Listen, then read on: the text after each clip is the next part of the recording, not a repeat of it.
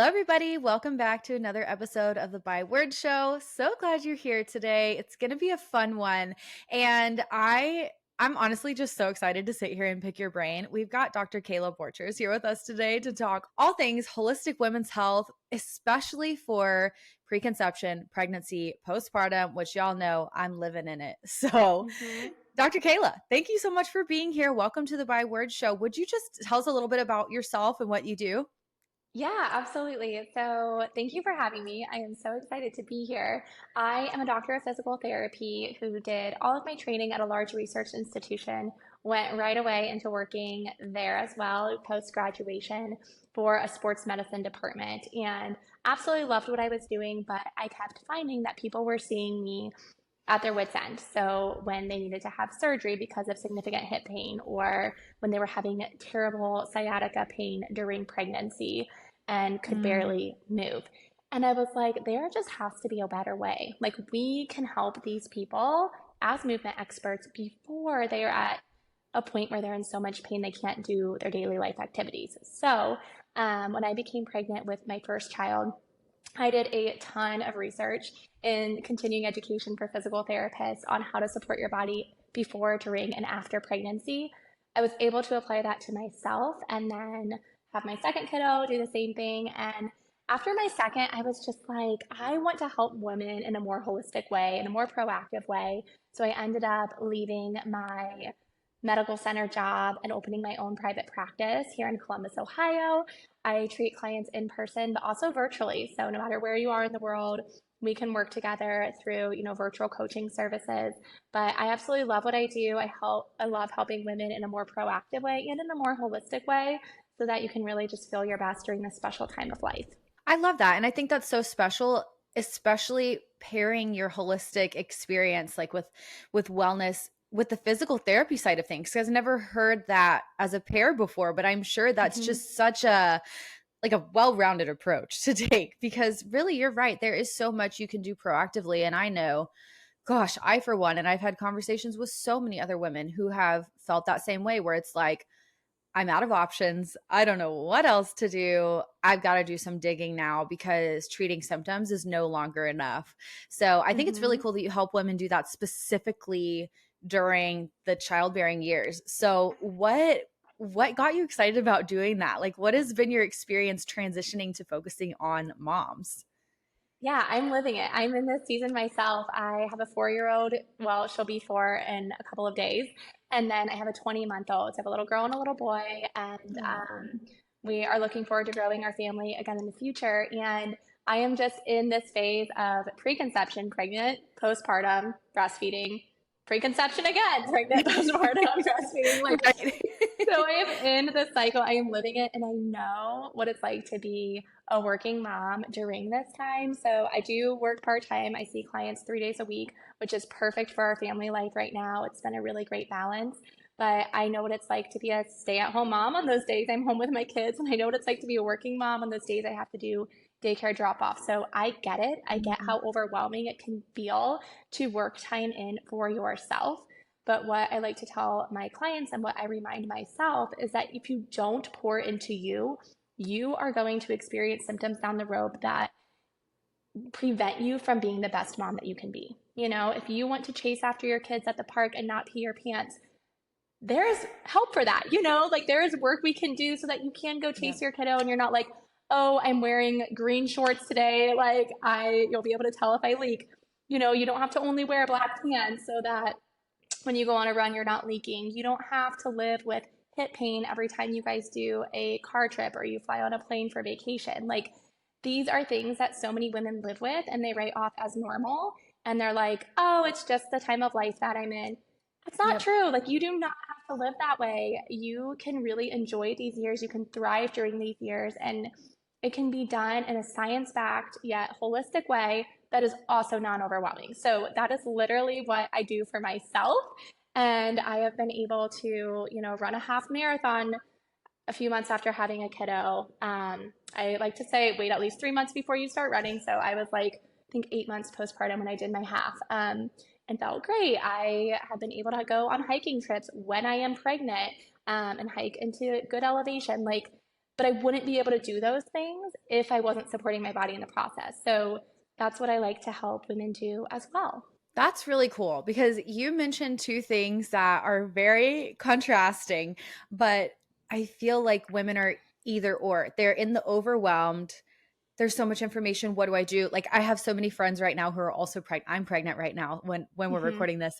And there's so much information. It's like eat this, don't eat this, avoid this, make sure you do this. And it's like I don't even know where to begin.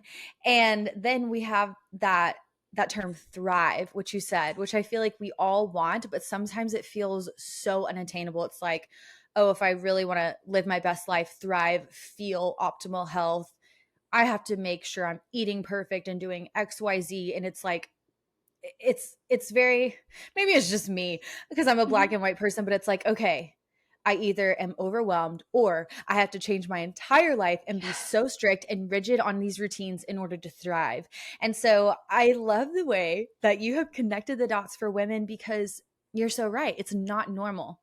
And I have been in situations where I've felt, fatigue, headaches, things like that, hormone imbalance, where I just thought, okay, I guess this is just my life. I guess this is what it is to Mm-hmm. age. And I've had doctors say, no, like there's something else going on here. You don't have to live this way.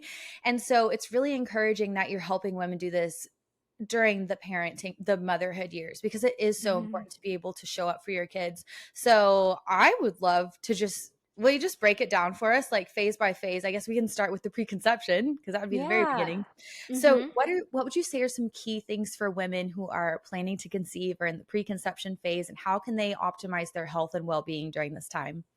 Yeah, so first and foremost, like you mentioned, there's kind of two camps. Sometimes we're overwhelmed and there's too much information, and then sometimes there's just not enough. And you're like, where are the resources that are credible in Yeah. this space? You know? Yeah. So preconception, that can get women in a lot of trouble if they are on the side of overwhelm. So if you are on the side of things where you have dug into all the research, you read all the books, you are following all the people, and you feel constantly overwhelmed because you think you should be doing all of the things, my recommendation for you is to just pause, to take a deep breath, and to focus on one trusted resource. Like find a Mhm. trusted resource. That can be me, that can be someone you are already connected to, and follow what they have to say.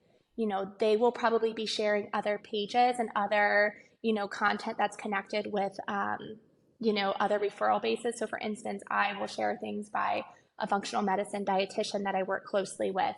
Mhm. So you can still get a holistic approach from other providers, but what gets people into a lot of trouble is if they're following like 10 different providers on, say, Instagram, and then they're like doing all these Google deep dives and like, oh, my friend said this, and they get stressed and they get overwhelmed, and that is when you get in trouble. Yeah. Our bodies need to feel safe in order to conceive.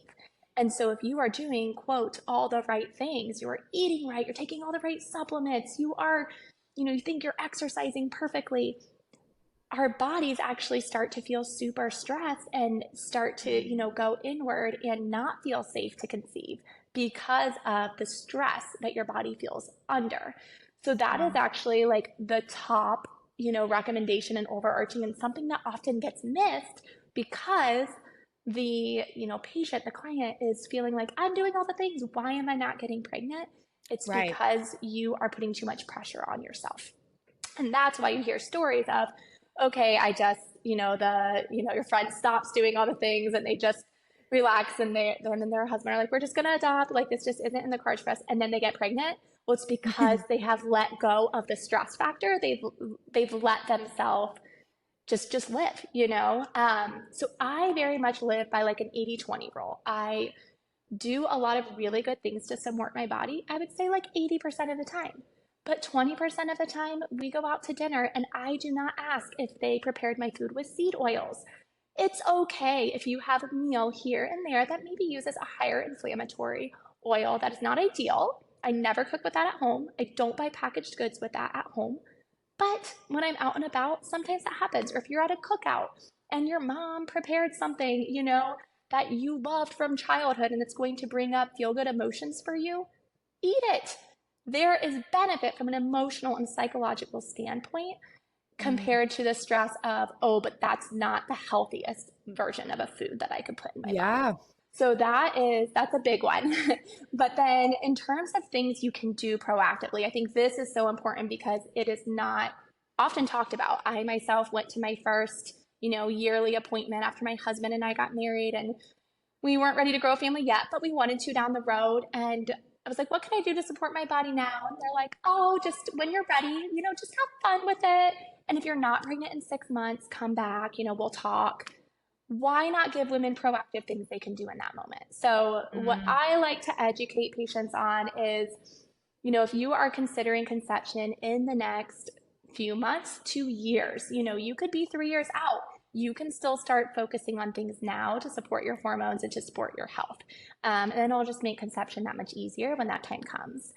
So, those big overarching things would be to swap out any products that have, toxins that are not regulated. So, Mm. our country does not regulate fragrance or perfumes and allows many chemicals into personal care products that are not Yeah. good for our body and that are shown to be endocrine disruptors that could cause cancer. But in terms of fertility, being an endocrine disruptor or affecting, the way our hormones are made, that can impact fertility. And that can take time to get out of your system. So that's Mm. why doing this, years in advance before you're even talking about starting a family can be really helpful. So from a sustainable perspective, from a financial perspective, don't go throw everything out right now.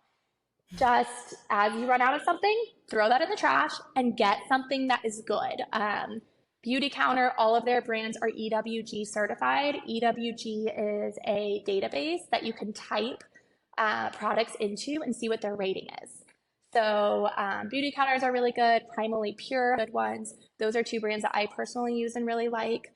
So if you're listening to this and have any questions, feel free to reach out to me directly. I'm happy to give you some recommendations in that regard, and help you filter through what might be best for you.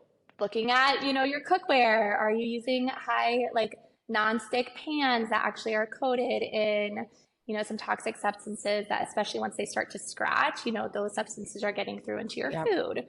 So maybe using cast iron or something like a caraway pan, that is really high quality.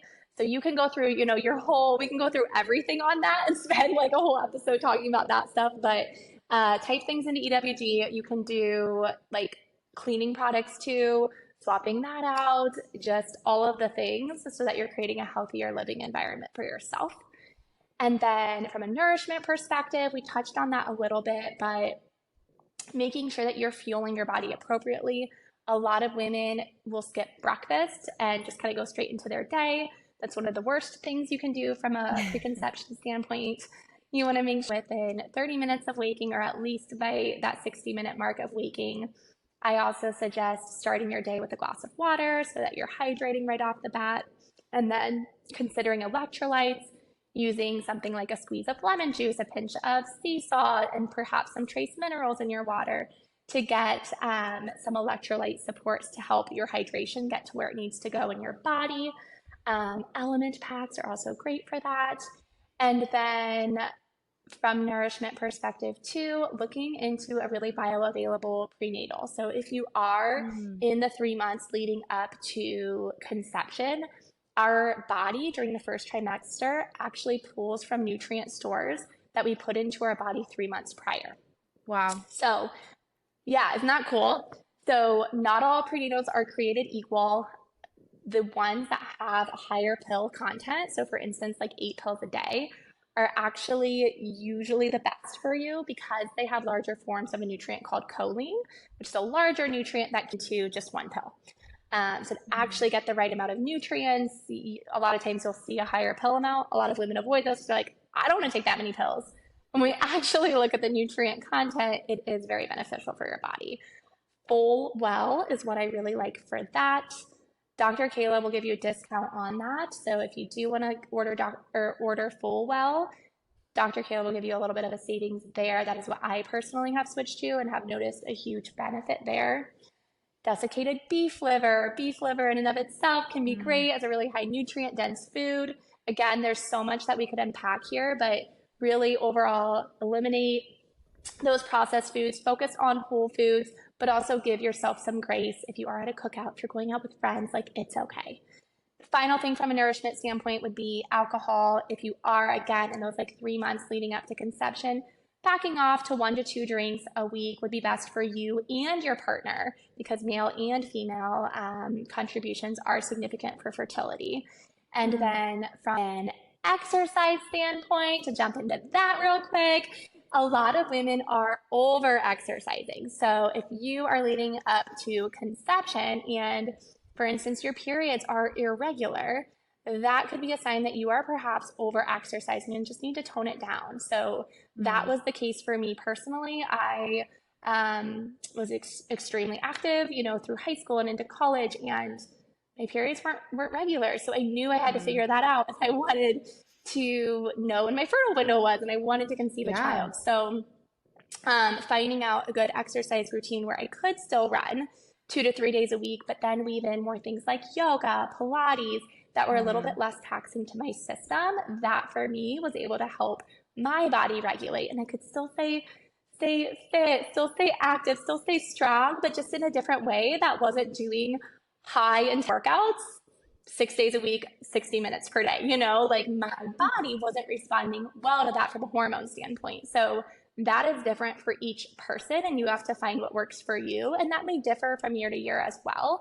But that is also something I help clients break down, is what is a good exercise routine that's going to support your body feeling safe for conception and support your cycle. Okay, this is why I love the holistic approach, because there's just so many ways we can support our body. Like you said, from just managing stress to our environment, the products we use, how we're working out. Like, it's really cool that there are so many ways that we can support our system, and it doesn't have to be this total like strict, just over the top, regimented thing where you can't have fun and enjoy your life. Like that is very doable. And I love that you mentioned too, like you don't need to throw away everything in your house today. Just swap when you can, where you can. And that is supporting your body.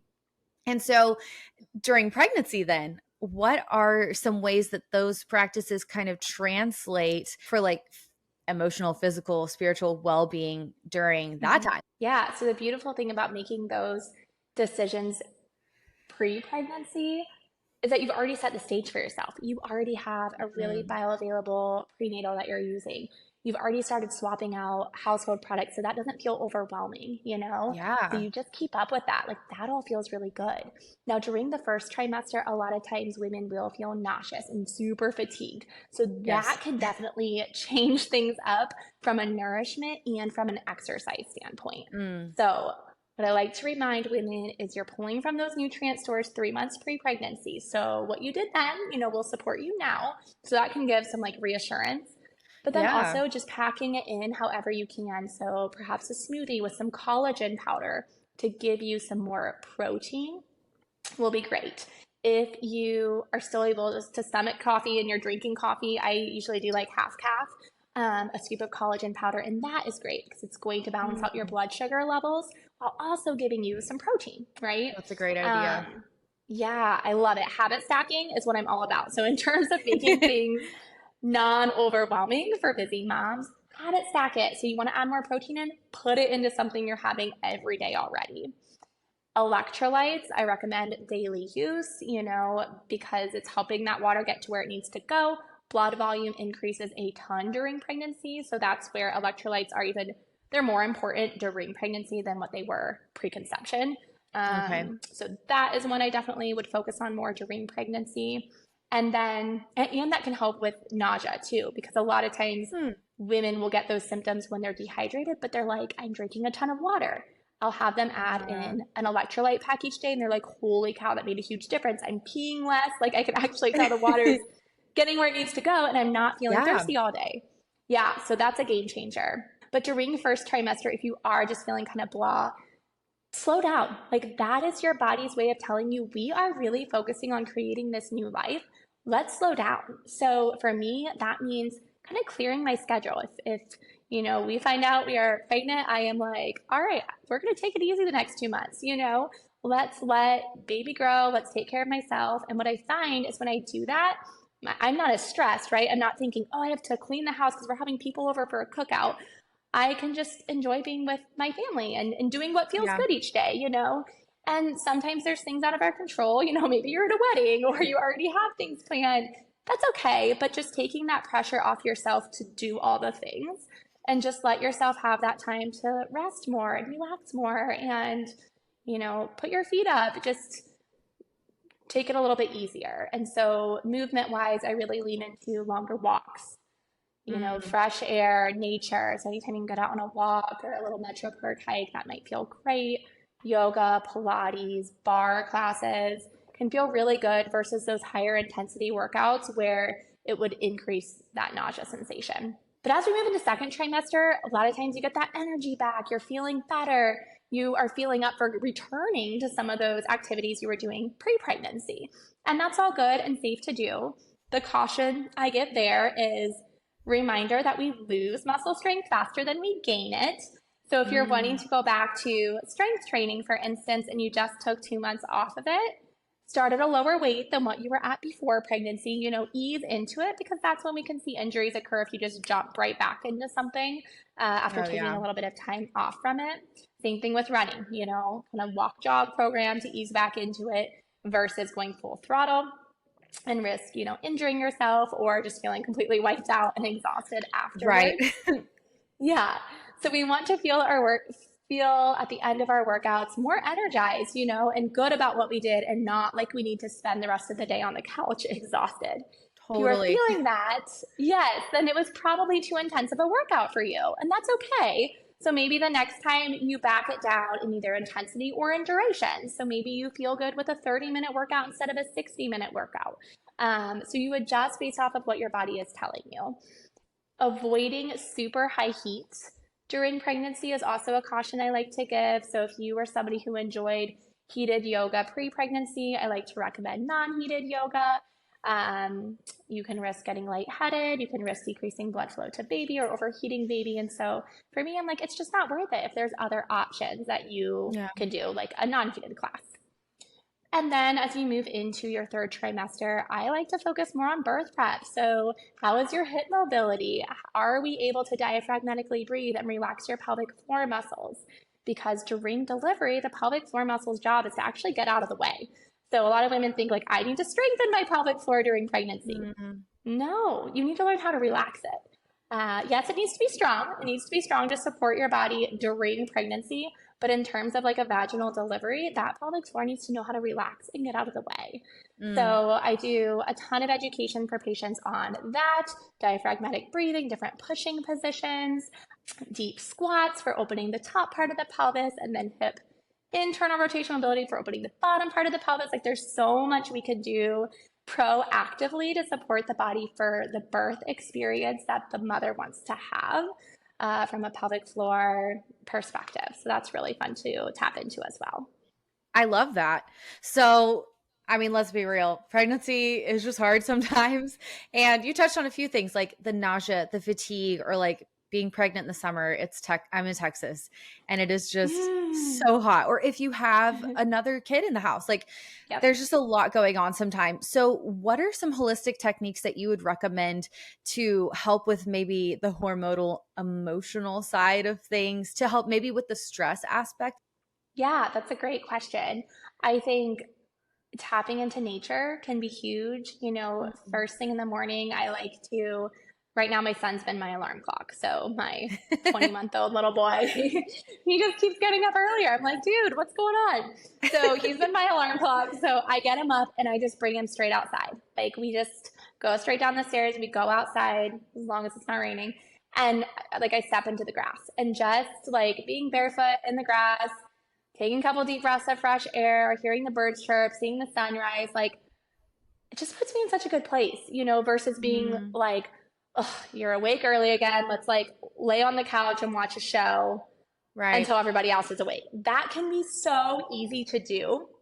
But in terms of like cortisol spike, when you get that blue light on your eyes first thing in the morning by either looking at your phone or watching TV, it starts your day not on a good note, right? It increases that Mm. cortisol level and just can make you feel more anxious.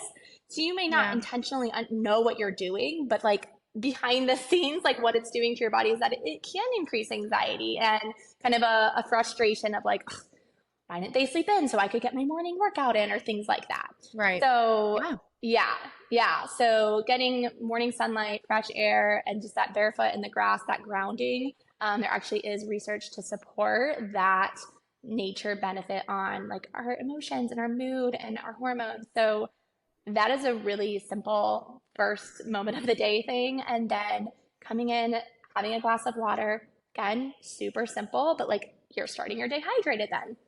Yeah. And then if you can, getting movement in. If you can start your day with 20 minutes of movement, again, it from an emotional health standpoint, you're not all day being like, I didn't get my workout in, or when am I going to get my workout in, or even just Yeah. feeling kind of stressed or on edge. Like when we exercise, we get those feel good hormones released, those endorphins. It increases our strength, it increases our mobility. So we just feel less stiff, less uncomfortable, right? So I either go for a 20-minute walk with my kiddo, or I bring him, we have like a little workout area down our basement. It's nothing fancy. Like literally, I just roll out a yoga mat. I've got some weights, some resistance bands, and he'll play while I do 20 minutes worth of movement. Um, and so that would be kind of my suggestion for just like starting your day on the best note. But then in terms of managing like anxiety as it comes up throughout the pregnancy season, diaphragmatic breathing is so imperative. So kind of Mm. mentioned that earlier from like a pelvic floor standpoint, but also when you take a nice big inhale, you allow your diaphragm to drop and you allow your belly, your side ribs, your back, and your pelvic bowl to expand in all directions, just like a balloon. And then you allow it to recoil in all directions as you exhale and you release that air. When we actually get that diaphragm movement, it taps into your vagus nerve, which takes us out of that fight or flight response, that sympathetic nervous system, and into our parasympathetic nervous system, rest and digest. So, from an emotional health standpoint, that's going to help regulate your nervous system and make you feel less on edge. And so I tell my clients, like, have triggers throughout your day that remind you to do that. So Mm. if you're at a stoplight and you're running late for an appointment and you're like, oh, I'm hitting every light, whatever. Instead, pause, take 2 to 3 deep breaths. Like you can't do anything about making that light turn faster, right? But you can pause and you can take a few deep breaths to get you out of that higher stress state. That's good. You can, yeah. So just incorporating that, throughout your day. And then the final thing I'll mention in this category would be having, like from a spiritual standpoint, having, times where you set aside to pray or, to have that quiet time. I think quiet time is so important because we are just constantly bombarded with information and with stimuli. And Yeah. just giving yourself moments of peace and quiet can be great. And maybe that's listening to a guided prayer or a guided meditation, or maybe it's just simply like literally being completely quiet. But finding little pockets of time that are like that can just, again, help you just calm and regulate that nervous system. That's so good. I love all of those. I'm like taking notes right now. I'm like, okay, I need to practice my breathing. I need to all the things. Yes. But then, okay, so moving into postpartum, which to me, honestly, it's still shocking that it's so overlooked a lot of the time. I'm glad that there are more people who are providing resources and help for this part. But I felt like when I had my son, who will be 4 this year, I just remember my postpartum check was like, all right, looks great, have a Mhm. great time with your baby. Bye. And I was just like, wait, what do I do? Like, I have this baby. I feel overwhelmed. My body is healing. What do I do? So, what do you recommend during the postpartum stage? hmm So, first, it's all about rebuilding that foundation. And I will start working with women one on one as early as 2 weeks postpartum. A lot of times, we're not told, what we are told is to come at 6 weeks for that checkup with your Yes. OB or your midwife. And they give you like the all clear, okay, you can return to intimacy, you can return to exercise. What does that mean? Like, okay, I was running 6 miles before I had the kiddo. Like, could I just go right back to that? Like, Right? and that's what I was seeing when I was still working in the medical center for sports medicine. Is I would see women, 3 to 4 months postpartum who were like, I returned to exercise at 6 weeks, and like my body feels broken. I have hip pain, I have back pain, I have buttocks Mm, pain. Like, I feel broken. And that is just heartbreaking to hear. And the issue is that women are not educated on how to support rebuilding their foundation postpartum. So even if you were active during pregnancy, you're going to feel very different postpartum. Your body is no longer managing that extra pressure of baby in the front. Mm. Now those ab muscles have kind of recoiled back in, but they don't know how to contract and relax the same. They're over lengthened, right? So it's all about, first and foremost, reconnecting with your breath. So that nice diaphragmatic breathing where you can actually feel on the inhale your pelvic floor lengthen, your abdominal muscles expand, and on the exhale to feel that pelvic floor contract or lift up and in, and those deep core muscles contract and quiver at the base of your exhale. That is the very first thing that I start working with women on to reconnect with their breath, pelvic Mm. floor, deep core. That is going to support you then as we start doing different dynamic exercises to challenge that core a little bit further, specific strengthening exercises to target your side glutes and all those muscles that support your pelvis that just had to Mm. expand to allow baby through the birth canal. Or if you had a C-section, we had 8 layers of abdominal tissue cut through to get to your baby. And so, repairing the core and working on that scar tissue is super important. And again, Yeah. that's a step that's often so missed, which just breaks my heart. Like, Yeah. every single woman should get a referral to physical therapy postpartum. Like, that should be Mm. check mark across the board. In France, that is what happens. Every single Oh. woman is given a physical therapy referral. It's amazing, right? If that was the case, we would do your referral. I would check your strength. I would educate you on your breath, would look at rib cage angle. A lot of times the rib cage is flared postpartum because it expands as Mm. baby grows. So we need to help bring that down and in with some mobilizations. And these are things you can do on your own. So I, as a physical therapist, educate my clients on their areas that could use some additional help with healing through Mm. movement. And sometimes, yes, they need my hands-on support, but a lot of times I'm showing them how they can do it themselves. And that Mm. is what is super empowering is, you don't need to see me multiple times a week to help support your healing. I'm going to show you what to do, this week. Come back in like 2 weeks and we will progress further. Okay, now Yeah. these muscles are ready for this. And that is how we get this beautiful, like steady progression back towards the activities you enjoyed pre pregnancy.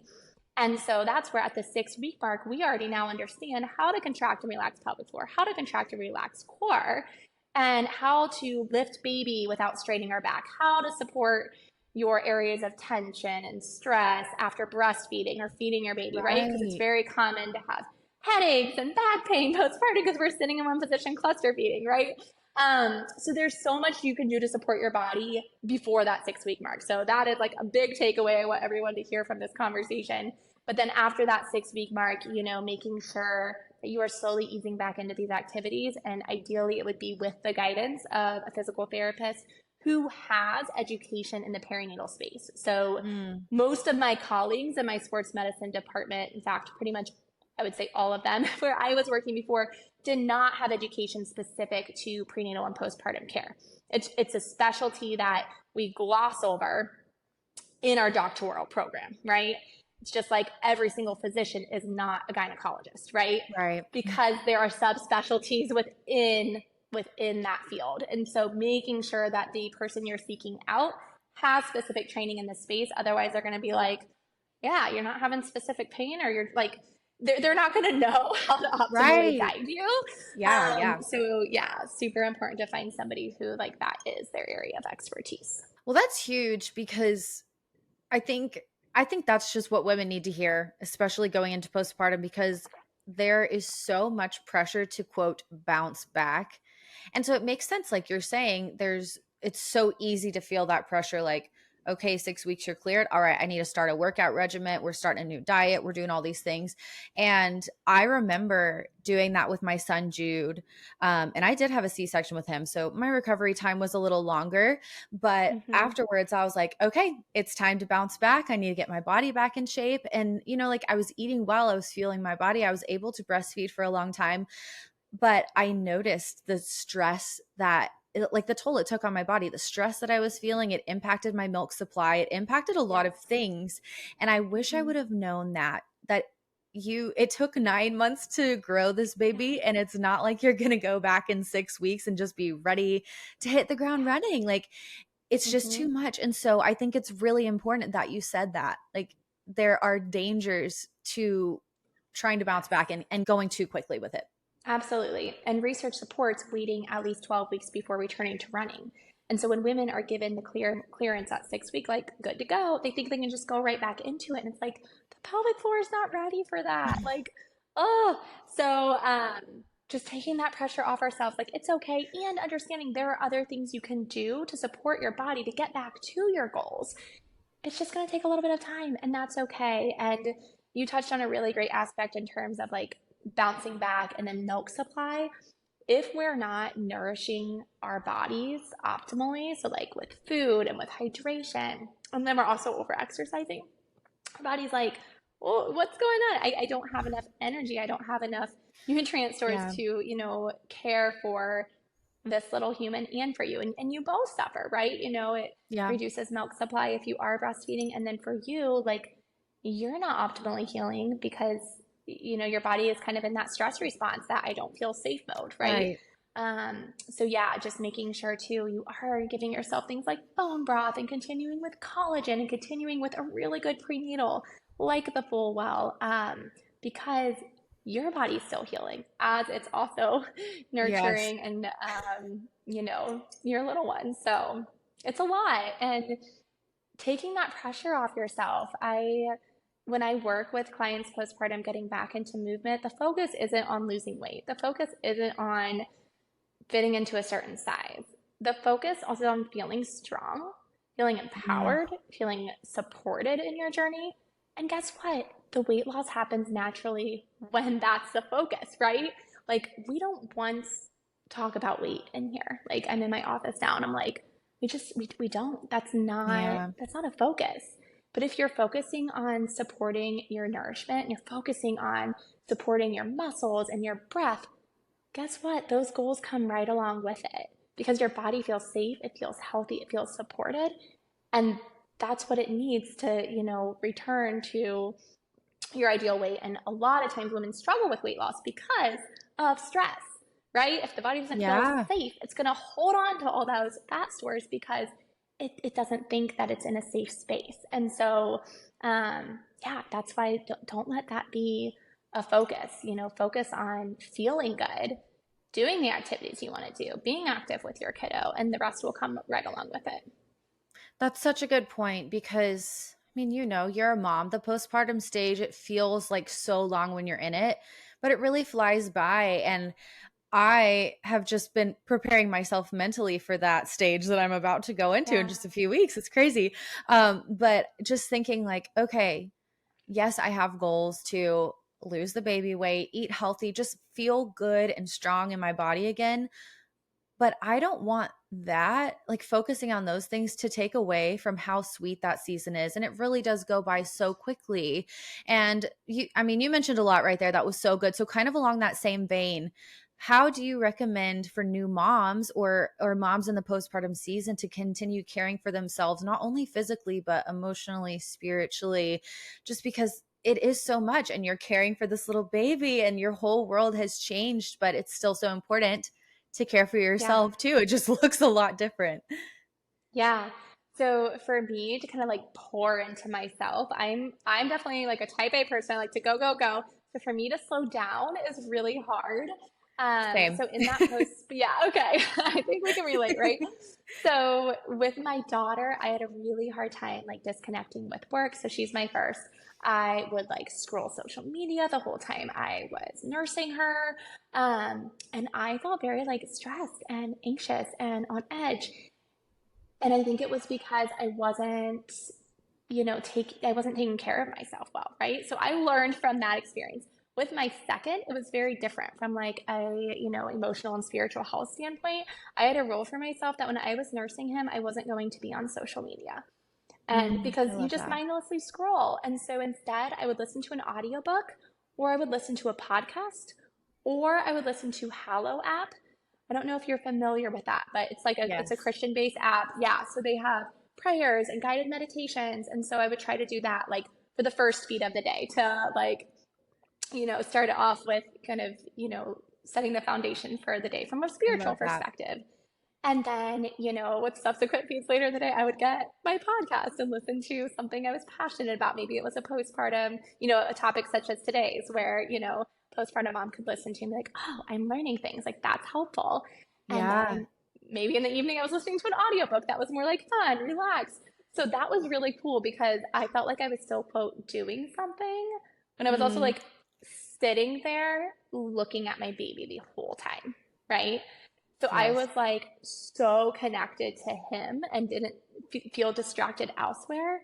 But from my like type A, like wanting to do all the things, I was still like checking off some of those things of like, I want to read a book, I want to listen to a podcast. Totally. Um, so that was really cool. And then I was super intentional about nourishing myself. The first time around was not great about it. Like, I will be honest. I like forgot about caring for myself because I was so focused on caring Right. for her. Oh yeah. So And true. Yeah. yeah, yeah, and that hurt my milk supply and yeah, all those things. So with my son, I made sure to always have bone broth on hand. If you save bones, like if you have a rotisserie chicken or if you have like bone-in pork chops, like you can save your bones and freeze them and then make your own in the crock pot. That's like 12 hours water with the Mm. bones and then any like veggie scraps. Super easy. You just have to like have the stuff on hand. Or I would get it from like a local farm. So we have a local farm who like, doesn't, everything's grass fed, all that kind of stuff. And they make a bone broth, so I'll get it from them. Mm. And just have that on hand because it's really good collagen support. It's warm, it's nourishing. So having a cup of that every day, putting a scoop of collagen in my coffee every morning. And then meal wise, like be okay to accepting help. So if a friend wants to bring over a meal, absolutely let them, don't say, oh, we're fine if you're not. You know what I mean? Like it's Right. okay to accept help during this time or, to have your mom come over and help you cook up a few meals to have in the freezer to Yes. just make things easier from that perspective.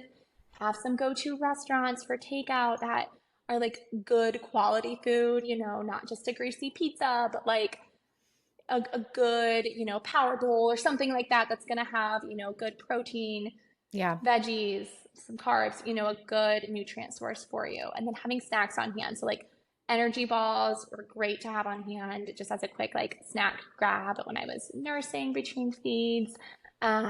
So yeah, that's kind of what all comes to mind from that season. I'm like reflecting back and it's so interesting to think you do learn with each kiddo and sometimes you think you're good in the moment and then you look back and you're like, oh, I could have supported myself better in that season. And then the next time around, I think you learn from those experiences, so then you do. But it's the more information we can give to women who haven't been through it before, who have and need tools to help in this next season, like that's what we're here for, right? To just help each Yes. other out. Totally. That's really, really good. And I think just doing what you can to support yourself in the little ways, like you said, having snacks on hand, having good, nourishing things on hand. And I love the idea of not scrolling while you're breastfeeding because that was something with my son too. I have a Kindle this time around. So I'm like, I can't wait to just read and be present or like listen to a podcast, listen to whatever. Yeah. That's such a sweet idea to be present. And like you said, still feel like you're doing something because sometimes it's like, oh my goodness, cluster feeds Mm-hmm. 100 times a day. Like I have, what is my life right now? Yeah. But Yeah. it really is such a sweet time and it can be easy to forget to care for yourself. But I think, like you said as well, asking for help when you can, it's so Mm-hmm. important. So before we go, I would love to know, is there anything else that you would like to say specifically to listeners who may be on their own journey with preconception, pregnancy, or postpartum? Yes, I would just like to say that there's help. I have a group preconception course coming out really soon. And so, if you are in that phase of your journey where you would like some support and not just resorting to Dr. Google and like this information overwhelm, but just having like a trusted source to go through, I have a 4-week program coming out that I'm really excited about. I'm actually partnering with a functional medicine dietitian and a functional medicine nurse practitioner. So So it's not just cool. going to be me. You also get to learn from those two, which from like a holistic approach, I'm so excited about. Yeah. And yeah, so that's really my focus is that before, during, and after pregnancy journey. So, starting with that before. And then if you are in the pregnancy or the postpartum phase and you need that one-on-one support, I'm here for you in that too, and hope to offer group programs in the future to support you in that way as well. Just because sometimes we need that time flexibility, that time freedom where we can do it on our own time, right? And Yeah. so that's why I'm starting to create some content in that regard, because one on one is awesome, but it sometimes can be really hard to commit to. And so if you have those videos that you can watch at any time and still get that trusted information, but in a little more flexible way and a more affordable way, that can be super beneficial. Totally. I love that. Well, thank you so much for your time. I'm so grateful for all the resources that you're putting out to help so many women because like we've mentioned this whole time, it can be so overwhelming. But you guys, Dr. Kayla is a very trusted resource and she has so much more information. So before you go, can you please tell everybody where they can find you, get your resources, get connected? Yes, so you can find me on socials at Dr. Kayla Borchers. And then my website, drkaylaborchers.com. So you can reach out to me via DMs or via email, contact info that you'll find on my website. So again, everything's just under Dr. Kayla Borchers. And I am so excited to connect with you all. Thank you so much for having me, Hannah. Thank you so much for taking time out of your day to tune into another episode of the Byword Show. I love having you here and I'm so thankful for your support. Don't forget to share a screenshot of this episode to let me know you were here. I can't wait to talk again soon, but in the meantime, be sure to come hang out with me on Instagram and remember, I am cheering you on.